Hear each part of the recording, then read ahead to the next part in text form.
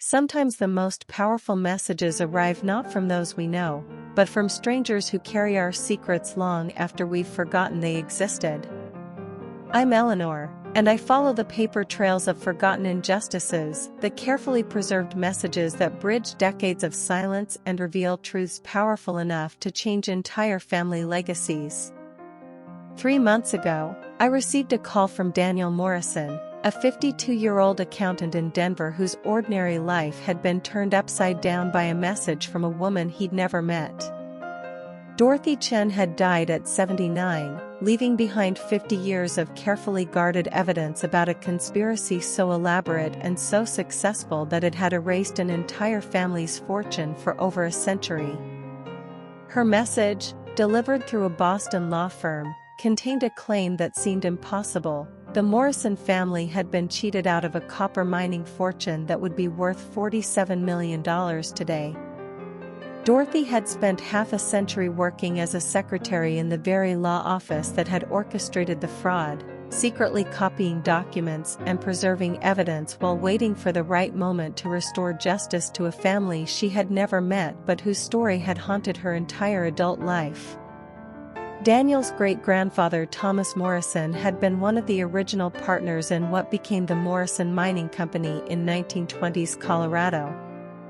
But according to Dorothy's hidden records, Thomas had been systematically destroyed through fabricated debts, false criminal charges, and legal manipulations that forced him to sell his stake for pennies on the dollar before fleeing Colorado in disgrace. The mining company that bore his family's name had made millions during 2 world wars, funding lavish lifestyles for the descendants of the men who had stolen Thomas Morrison's legacy while his own family struggled through generations of working-class poverty, never knowing they had been robbed of a fortune. Dorothy's message didn't just promise financial recovery, it offered the Morrison family something even more valuable: the truth about why their ancestors had left Colorado as penniless refugees and the chance to restore honor to a man whose reputation had been destroyed by lies. Have you ever wondered if your family's financial struggles might have deeper historical causes? Share your thoughts in the comments, because Daniel's journey to uncover the truth about his great-grandfather's fortune will show you how injustices can echo across generations until someone finally has the courage to speak up for the silenced. Daniel Morrison had spent his entire adult life living paycheck to paycheck, managing small business accounts in Denver while raising 2 teenagers with his wife Sarah on a budget that never seemed to stretch far enough. The Morrison family had always been working class. His grandfather had been a railroad worker, his father a mechanic, and Daniel himself had worked his way through community college to become a certified public accountant who specialized in helping other middle-class families organize their modest finances. The family history Daniel had grown up hearing was simple and unremarkable. His great-grandfather Thomas Morrison had worked in the Colorado mining industry during the 1920s but had been forced to leave the state due to business debts and personal troubles. Thomas had moved his young family to Kansas, where he found work as a general laborer and never spoke about his time in Colorado. The family had assumed that Thomas's mining experience had been as a worker rather than an owner, and that whatever troubles had driven him from Colorado were best left buried in the past. The phone call that changed everything came on a Tuesday morning in September 2024, while Daniel was reviewing tax documents for a client's small restaurant. The caller identified himself as attorney Michael Walsh from Pemberton, Walsh and Associates in Boston, and he was calling about a matter concerning the estate of Dorothy Chen and certain historical documents pertaining to the Morrison family. Daniel's first assumption was that this was some kind of inheritance scam, the kind of elaborate fraud that targeted people with common surnames by claiming they were heirs to fictional fortunes. But attorney Walsh's credentials checked out when Daniel researched the law firm online, and the specific details Walsh provided about the Morrison family history were more accurate than anything Daniel would have expected from a random scammer. Ms. Chen worked for our firm for nearly 50 years, Walsh explained. Before her death last month, She left specific instructions that we were to contact any living descendants of Thomas Morrison of Colorado and provide them with a collection of documents she had been preserving since the 1970s. According to Ms. Chen's instructions, these documents contain evidence of a significant injustice committed against your great-grandfather. Walsh arranged to send copies of Dorothy Chen's preliminary materials to Daniel while keeping the original documents secure in Boston. What arrived by overnight courier 3 days later was a manila envelope containing photocopies of birth certificates, mining claims, and legal correspondence that painted a picture of Thomas Morrison completely different from the family legend Daniel had always known. According to Dorothy's documents, Thomas Morrison hadn't been a mining worker. He had been a co-founder and major partner in Morrison Mining Company, incorporated in Copper Ridge, Colorado, in 1922. The original partnership agreement showed that Thomas owned a 40% stake in what had been one of the most productive copper mines in the Rocky Mountain region during the 1920s and 1930s. But the most shocking document was a handwritten message Dorothy had left specifically for Thomas Morrison's descendants. Your great-grandfather was an honest businessman who was systematically destroyed by corrupt lawyers and business partners who wanted his mining claims for themselves. I have spent 50 years collecting evidence of the fraud that was committed against him. The people who stole from your family became very wealthy, while your family was left with nothing. I believe it is time for the truth to be told and for justice to be served. Dorothy's message included a detailed timeline of events from 1924, when Thomas Morrison had been forced to sell his mining interests under duress, through the subsequent decades when the Morrison Mining Company had generated millions of dollars in profits for the business partners who had conspired to exclude Thomas from his rightful share. The timeline was supported by copies of legal documents, newspaper clippings, and correspondence that Dorothy had somehow obtained from the files of Pemberton, Walsh and Associates, the same Boston law firm where she had worked as a secretary and where the original conspiracy against Thomas Morrison had been planned and executed. Daniel spent hours studying Dorothy's materials, trying to process the implications of what he was learning. If Dorothy Chen's documents were authentic, then his great-grandfather hadn't been a failed businessman who had left Colorado in disgrace. He had been the victim of an elaborate scheme designed to steal his mining fortune. More unsettling was the realization that the Morrison Mining Company still existed as a profitable business entity, now controlled by the descendants of the men who had allegedly defrauded Thomas Morrison. The current owners had built generational wealth on foundations that, according to Dorothy's evidence, rightfully belonged to Daniel's family. Sarah Morrison's reaction to her husband's discovery was a mixture of skepticism and fascination. As a nurse who dealt with patients' families in crisis situations, she had developed a healthy suspicion of sudden windfalls and unexpected revelations. But she also recognized that Daniel's family had always carried a sense of lost potential, a feeling that their financial struggles were connected to some historical injustice they couldn't identify. It would explain why your grandfather always seemed bitter about Colorado, Sarah observed as they reviewed Dorothy's documents together. He never wanted to talk about why the family left, and he always got angry when anyone suggested they should visit the old mining towns for vacation. Daniel realized that his grandfather's reluctance to discuss family history might have been rooted in shame over Thomas Morrison's supposed business failures, or possibly in knowledge of injustices that the family felt powerless to address. Either way, Dorothy Chen's posthumous message was offering the Morrison family something they had never had before: a chance to understand what had really happened to their great-grandfather and possibly to seek justice for wrongs that had been hidden for nearly a century. The decision to pursue Dorothy's claims further would require significant time, money, and emotional energy, with no guarantee that the evidence would be sufficient to support legal action. But Daniel found himself unable to ignore the possibility that his family had been living with the consequences of a historical injustice that could finally be corrected. Attorney Walsh arranged for Daniel to visit Boston and examine the complete collection of documents that Dorothy Chen had preserved throughout her 5 decades of employment at Pemberton, Walsh and Associates. The law firm's current partners were cooperative but clearly uncomfortable with the implications of Dorothy's revelations. Their firm's founding partners had apparently been involved in legal manipulations that would be considered serious criminal fraud by contemporary standards. Dorothy's collection was extensive and meticulously organized. She had created detailed chronological files covering the period from 1922, when Morrison Mining Company was incorporated, through 1926, when Thomas Morrison was forced to liquidate his interests and leave Colorado.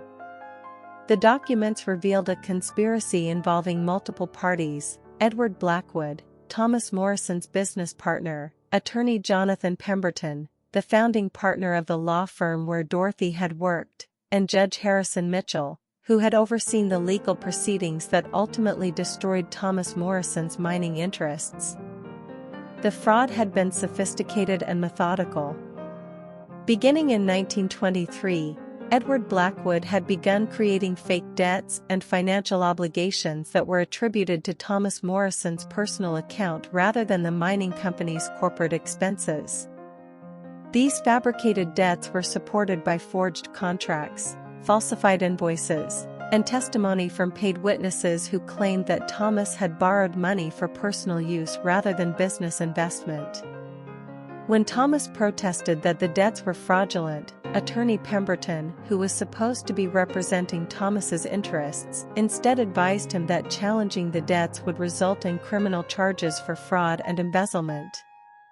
Judge Mitchell, who was apparently receiving financial incentives from Edward Blackwood, ruled consistently against Thomas in every legal proceeding and eventually issued warrants for Thomas's arrest on charges that were later proven to be completely fabricated. Faced with the choice between fighting the charges and potentially going to prison, or selling his mining interests for enough money to pay the fake debts and leave Colorado, Thomas Morrison had chosen to protect his young family by accepting an offer that was a fraction of his partnership's actual value.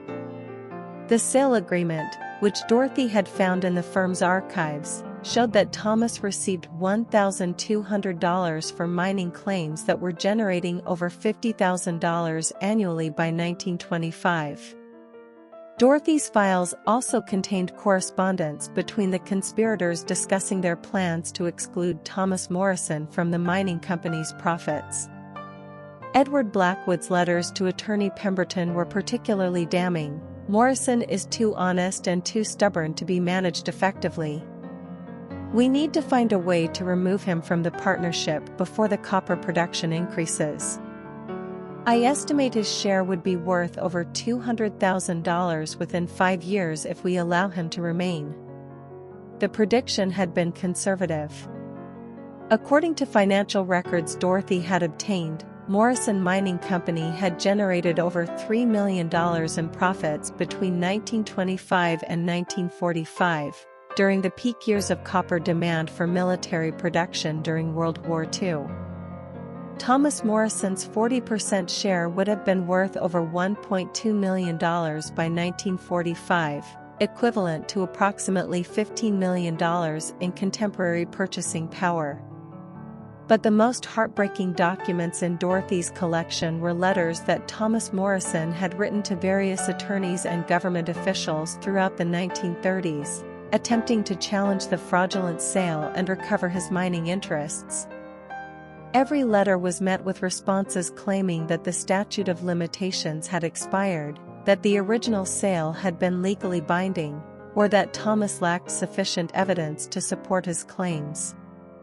Thomas Morrison had died in 1954, still believing that he had somehow failed as a businessman and brought financial hardship on his family through poor judgment and inadequate legal representation. He never knew that he had been the victim of a conspiracy involving corrupt lawyers, judges, and business partners who had systematically stolen his life's work and condemned his descendants to generations of financial struggle. Dorothy Chen's motivation for preserving these documents became clear when Daniel found her own handwritten notes explaining her personal connection to the Morrison case. Dorothy's mother, Rose Chen, had worked as a filing clerk at Pemberton, Walsh and Associates during the 1920s and had witnessed the conspiracy against Thomas Morrison firsthand. Rose Chen had been present during meetings where the conspirators discussed their plans to destroy Thomas Morrison's reputation and steal his mining interests. She had seen the fabricated documents being created, had heard the men laughing about their manipulation of Judge Mitchell, and had watched Thomas Morrison's desperate attempts to find honest legal representation being sabotaged by attorney Pemberton's professional network. "My mother made me promise to preserve the evidence and find a way to tell the truth someday," Dorothy had written in her final note to the Morrison family. She said that Thomas Morrison was a good man who deserved better, and that his family should know he was not a failure, he was a victim. "I have waited 50 years for the right moment to contact his descendants. I hope you will use this evidence to restore your great-grandfather's honor and recover what was stolen from your family." Dorothy's message also included information about the current status of Morrison Mining Company, which was still operating under its original corporate charter and was now owned by the Blackwood Family Trust. The company's current estimated value, including the original mining claims plus accumulated real estate and investment holdings, was approximately $47 million. Now I have to ask you something that Daniel wrestled with for weeks after discovering Dorothy's evidence. If you learned that your family had been systematically defrauded out of millions of dollars by people who used that stolen wealth to build generational fortunes for their own descendants, would you pursue justice even if it meant years of legal battles against powerful opponents? Would the possibility of financial recovery outweigh the emotional cost of reliving historical injustices? Or do you think some wrongs are too old to be worth fighting? Daniel's first step toward seeking justice for his great-grandfather was finding legal representation capable of handling a complex historical fraud case against well-established defendants with significant financial resources. After researching attorneys who specialized in estate recovery and white-collar crime, Daniel contacted Margaret Foster, a partner at Foster and Associates in Denver who had successfully represented families in several high-profile cases involving corporate fraud and stolen inheritances. Attorney Foster's initial assessment of Dorothy Chen's evidence was encouraging but realistic. The documents were authentic and appeared to demonstrate clear criminal fraud, but pursuing a case based on events from a century ago would present significant legal challenges. Statutes of limitations, corporate law changes, and the deaths of all original participants would complicate any attempt to recover damages through traditional litigation. However, Foster identified several legal strategies that might be effective despite the passage of time. Colorado law included provisions for cases involving ongoing fraud, where the statute of limitations could be extended if the victims had been actively prevented from discovering the crime. Since the Blackwood family and their attorneys had continued to benefit from the stolen mining interests while concealing evidence of the original fraud, their ongoing profits could be considered a continuation of the original criminal enterprise. Foster also suggested that the case might qualify for federal prosecution under the Racketeer-Influenced and Corrupt Organizations Act, RICO, which allowed for extended penalties when criminal conspiracies involved multiple parties over extended periods. The coordination between Edward Blackwood, attorney Pemberton, and Judge Mitchell could potentially be prosecuted as an ongoing criminal enterprise, even though the original participants were deceased. The decision to proceed with legal action required Daniel to mortgage his house to pay for the investigation and initial legal fees, while also accepting that the case might take years to resolve and could ultimately be unsuccessful. Sarah Morrison supported her husband's decision, but both understood that they were risking their family's financial security on the chance of recovering a fortune that might not be legally recoverable. Attorney Foster's investigation team spent 6 months verifying Dorothy Chen's documents and searching for additional evidence in courthouse records, newspaper archives, and corporate filings. What they discovered strengthened the case significantly while also revealing the full scope of the conspiracy against Thomas Morrison. The investigation confirmed that Edward Blackwood had used similar tactics against at least 3 other mining partners during the 1920s, systematically forcing out honest partners through fabricated debts and fraudulent legal proceedings. Judge Harrison Mitchell had ruled in favor of Blackwood's interests in over 20 separate cases during the relevant time period, often overruling clear evidence and established legal precedent to benefit Blackwood's business ventures. Most significantly, the investigation revealed that Morrison Mining Company had been deliberately structured to hide its connection to the original fraud. When Edward Blackwood gained complete control of the mining operations in 1926, he had transferred ownership to a series of shell companies and family trusts designed to obscure the source of his wealth and make it difficult for future challenges to trace the stolen assets. The current owners of Morrison Mining Company were Edward Blackwood's great-grandchildren, who had inherited a business empire built entirely on wealth stolen from Thomas Morrison and other defrauded partners. The Blackwood Family Trust now controlled not only the original mining operations but also real estate developments, investment portfolios, and other business ventures that had been funded with profits from the stolen mining claims. Attorney Foster's team also discovered that the Blackwood family had been aware of the fraudulent origins of their wealth for decades. Internal family correspondence from the 1960s showed that Edward Blackwood's son had found evidence of his father's crimes and had consulted with attorneys about the family's legal exposure. Rather than attempting to make restitution to the Morrison family, the Blackwoods had chosen to continue concealing the evidence while using the stolen wealth to purchase additional legal protections and political influence. When Attorney Foster presented the completed investigation to the Blackwood family's legal representatives, their initial response was complete denial followed by attempts to discredit Dorothy Chen's evidence. The Blackwoods claimed that the documents were forgeries, that Dorothy had fabricated evidence to support a frivolous lawsuit, and that any legitimate claims had been resolved through the original 1924 sale agreement. But as the evidence mounted and media attention grew around the case, the Blackwood family's position became increasingly difficult to maintain. Local newspapers in Colorado began investigating the historical fraud, uncovering additional evidence of corruption in the 1920s mining industry and documenting the contrast between the Morrison family's generations of poverty and the Blackwood family's extraordinary wealth. The breakthrough came when Foster's investigation team located Rose Chen's personal diary, which Dorothy had preserved along with the legal documents. Rose Chen had recorded detailed accounts of the meetings she had witnessed at Pemberton, Walsh and Associates, including direct quotes from Edward Blackwood, Attorney Pemberton, and Judge Mitchell discussing their plans to defraud Thomas Morrison.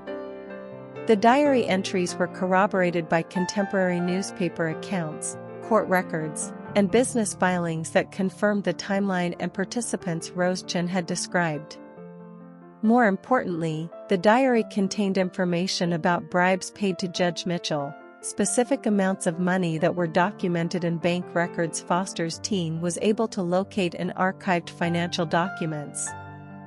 The combination of Dorothy Chen's preserved legal documents and Rose Chen's eyewitness testimony created an overwhelming case for criminal fraud that extended far beyond the statute of limitations for normal civil cases.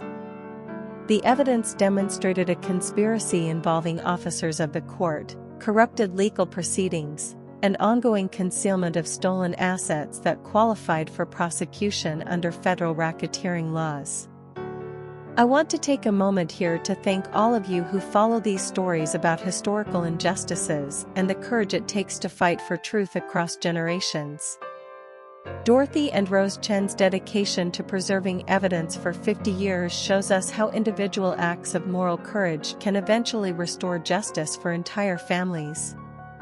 Your support for these stories helps preserve the memory of people like Thomas Morrison, whose integrity was destroyed by corruption but whose descendants finally found the evidence they needed to restore his honor. The legal battle between the Morrison and Blackwood families attracted national attention as one of the largest historical fraud cases ever prosecuted in Colorado. The Denver Post ran a series of investigative articles documenting the 1920s mining corruption, while legal scholars debated whether century-old crimes could be successfully prosecuted under contemporary fraud and racketeering laws. Public opinion strongly favored the Morrison family, particularly after the media revealed the stark contrast between the two families' financial circumstances. The Blackwoods lived in multi-million-dollar homes, sent their children to elite private schools, and maintained investment portfolios worth tens of millions of dollars. Meanwhile, the Morrisons had struggled through generations of working-class jobs, with Daniel's father having worked 2 jobs to support his family and Daniel himself having taken 15 years to pay off his community college student loans.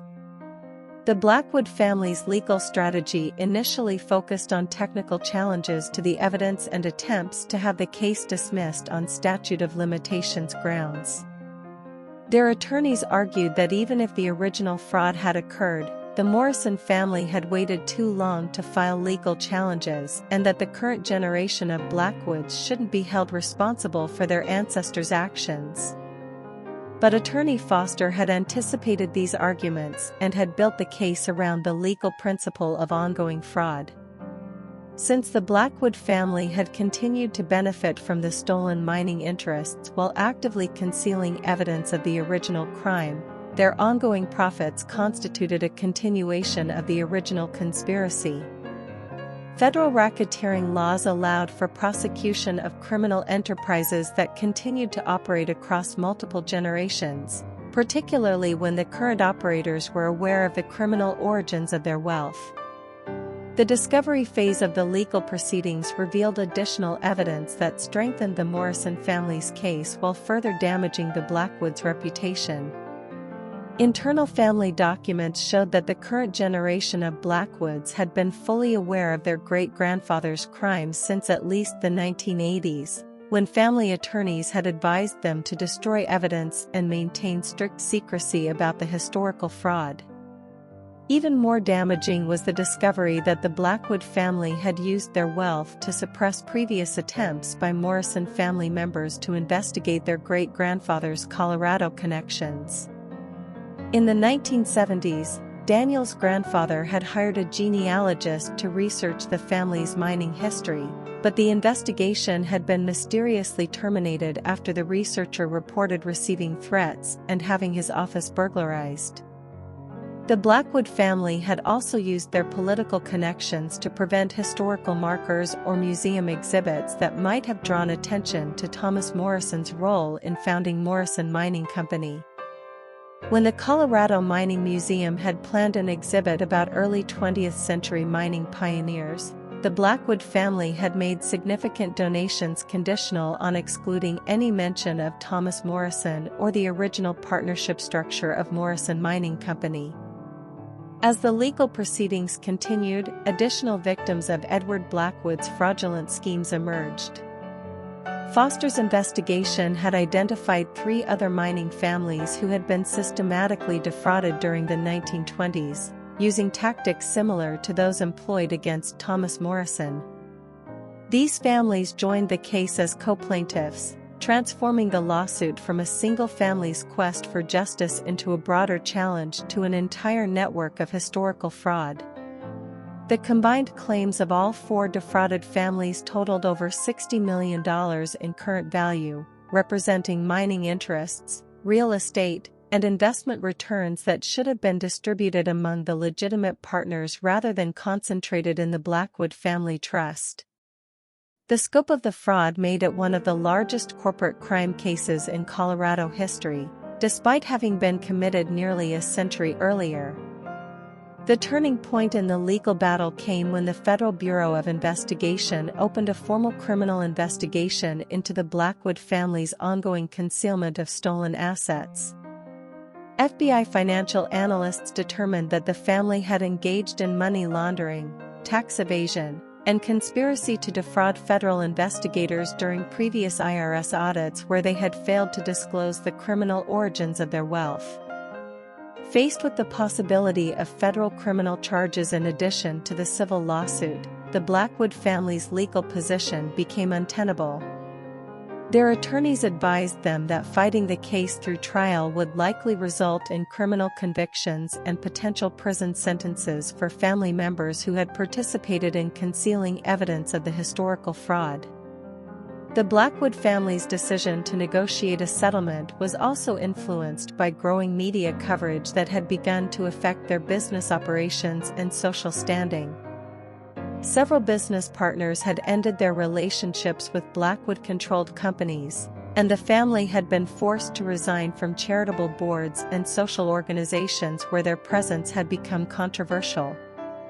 The settlement negotiations were complex and contentious, involving not only financial compensation but also public acknowledgement of the historical fraud and agreement to cooperate with ongoing investigations into other potential victims of 1920s mining corruption.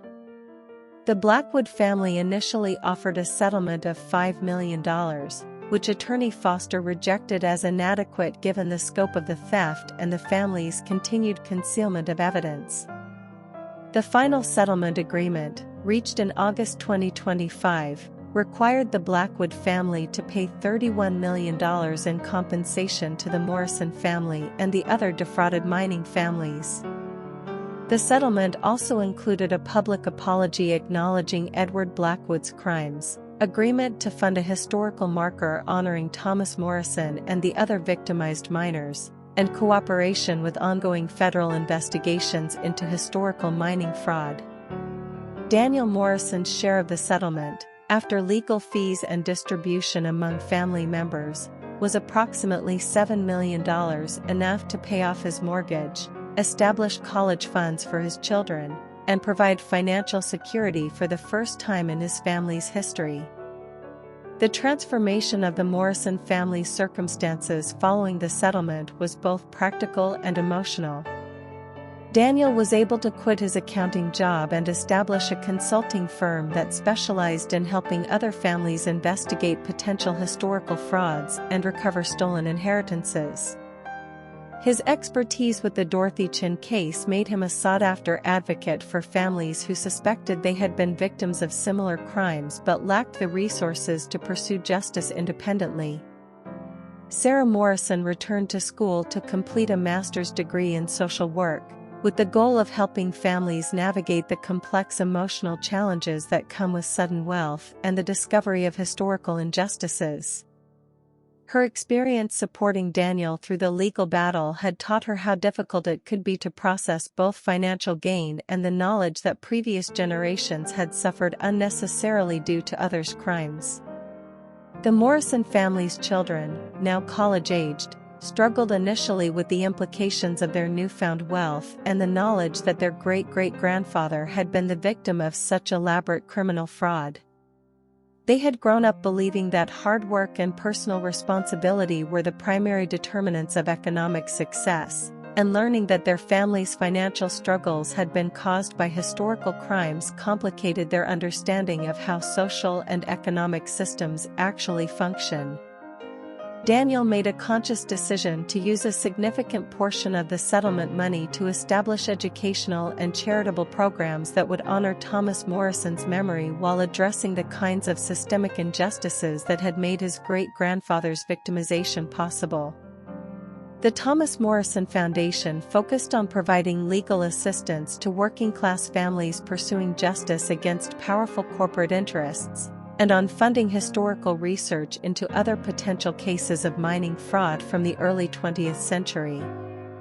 The Foundation's work quickly identified dozens of similar cases where mining pioneers had been systematically defrauded by corrupt business partners and legal professionals.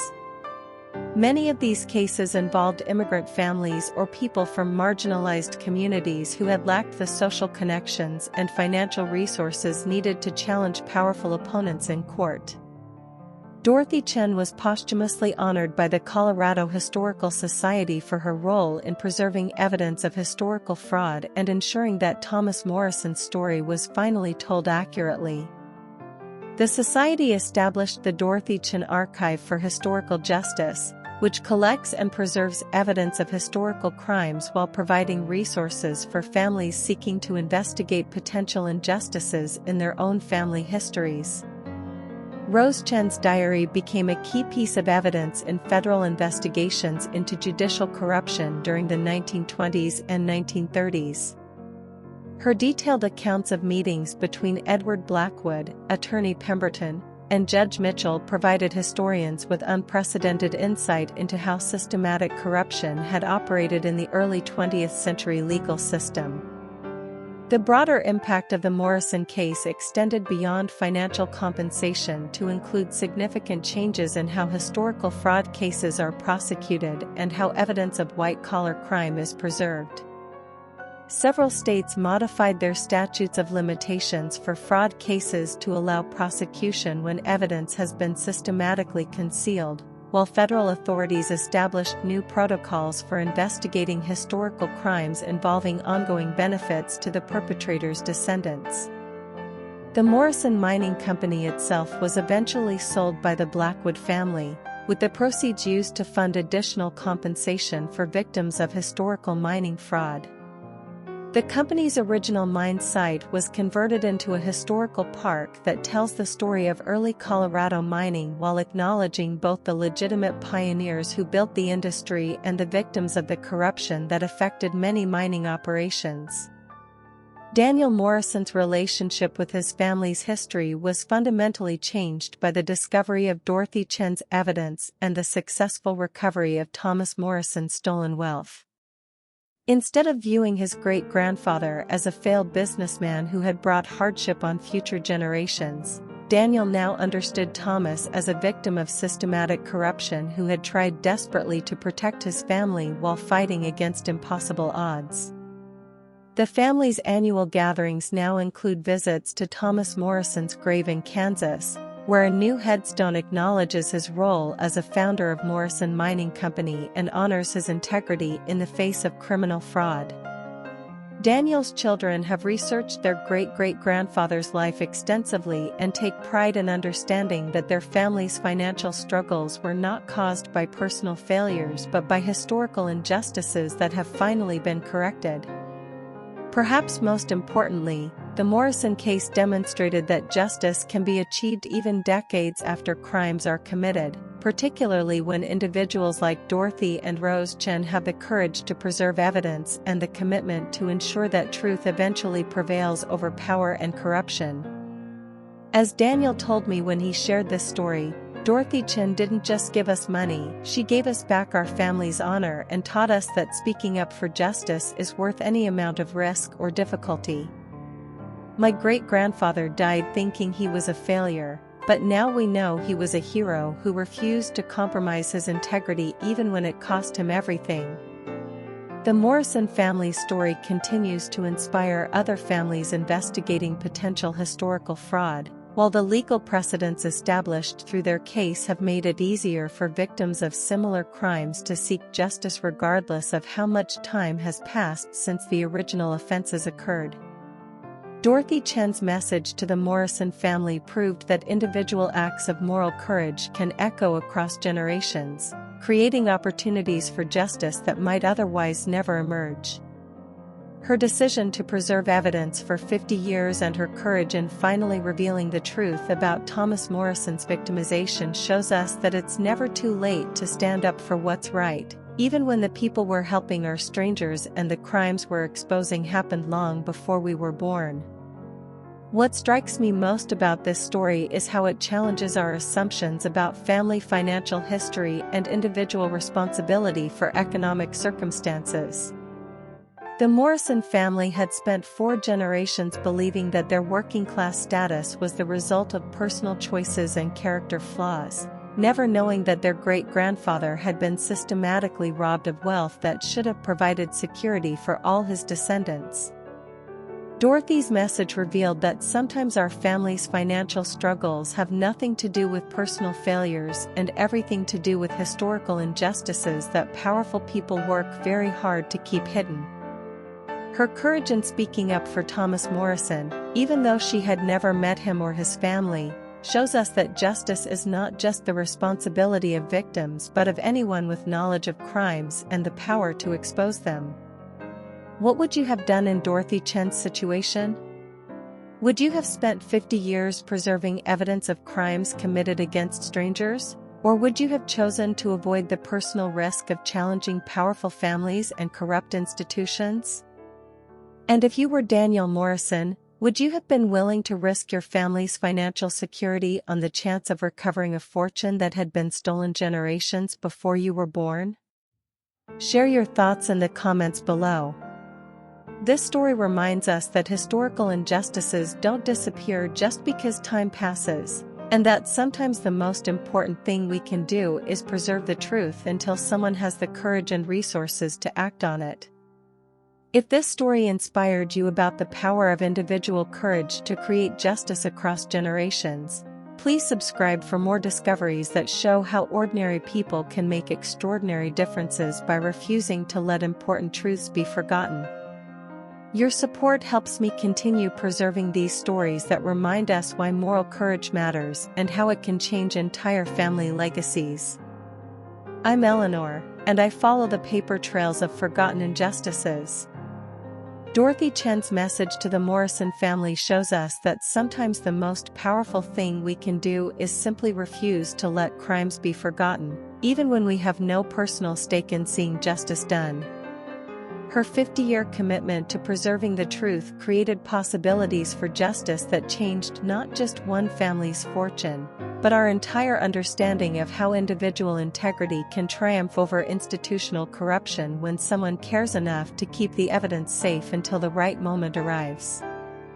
Until next time, remember that the messages we preserve and the truths we protect may someday provide justice for people we'll never meet, and that our individual choices to stand up for what's right can echo across generations in ways we never imagine.